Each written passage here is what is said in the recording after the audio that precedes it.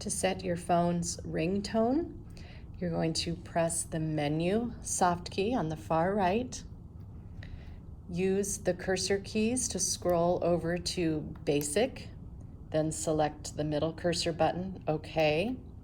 Scroll down to number 4, which is Sound. Select OK, the middle cursor button. Ringtones is the one that comes up first, so select OK again. And then you'll see Common as number 1, and then your extension number is the second option. You actually want to select Common, so I'm going to hit OK with Common highlighted. It gives me the ringtone that's currently active on the phone.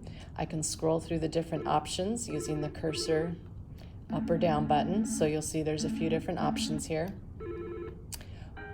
Once you find the one you want, just select Save, and it will save that ringtone for you.